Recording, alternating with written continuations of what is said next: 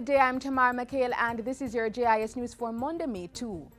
Energy Minister Dr. Andrew Wheatley says government sale of Petcom is a good deal for Jamaica.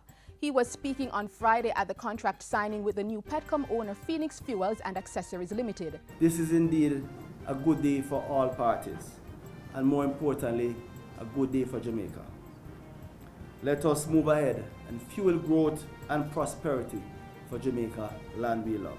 Petcom was a subsidiary of the Petroleum Corporation of Jamaica and its assets include 24 branded service stations and 14 liquid petroleum gas filling plants. It was divested for $19 million or approximately 2.3 billion Jamaican dollars. Minister Wheatley says the divestment symbolizes the continued revolutionizing of the local petroleum sector and, by extension, Jamaica's economy. I trust that the commitment to quality and efficiency that was established under the Petcom brand will be enhanced under Phoenix Fuel and Accessories, and that greater efficiencies will result from this divestment. Government has saved some $100 million through its energy efficiency and conservation program. Project manager Wayne Williams says the savings were achieved over the past 2.5 years through a number of initiatives. Those investments have ranged from solar control film applications on windows of the various government buildings, cool roof applications to the roofs of those buildings, as well as retrofitting and removing and changing old and inefficient air conditioning units. Mr. Williams was speaking at a JIS think tank on Friday. He said government's energy initiatives since 2010 had resulted in a decline in energy consumption from 410 gigawatt hours to just less than 400 gigawatt hours in 2015. The program has been extended to 2018 and will focus mainly on defense and security agencies of government. National Security Minister Robert Montague has announced a 5-pronged strategy to prevent crime and create safer communities. The first pillar involves finding and addressing the root causes of crime. Situational issues such as defective street lights will also be tackled. Minister Montague says those first 2 pillars will be buffered by applying effective policing systems which ensure that sure, swift and just punishment is brought to bear on criminals. It cannot be that persons feel comfortable to exact criminality but do not expect to be severely punished.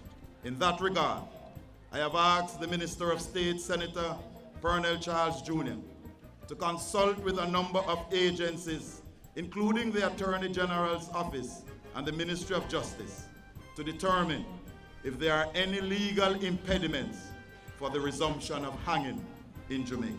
The 5th pillar of the crime strategy involves implementing effective rehabilitation programs for those in penal institutions.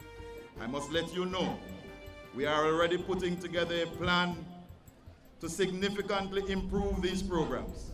Improved rehabilitation will ensure inmates returning from incarceration to be better able to reintegrate into their communities and to become first-class citizens.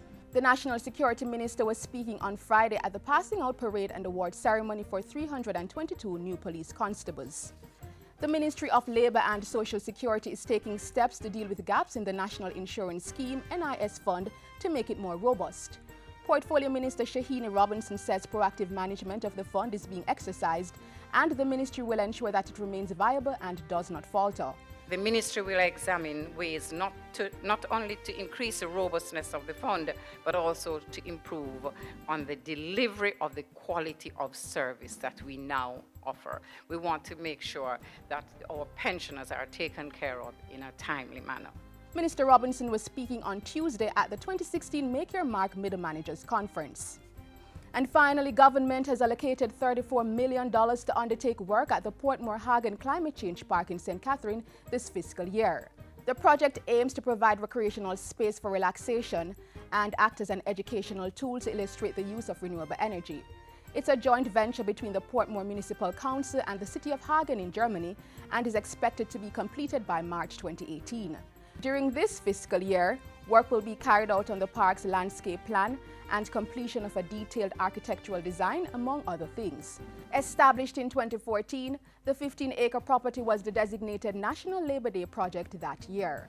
And that's it for JIS News today. I'm Tamara McHale. Thanks for watching.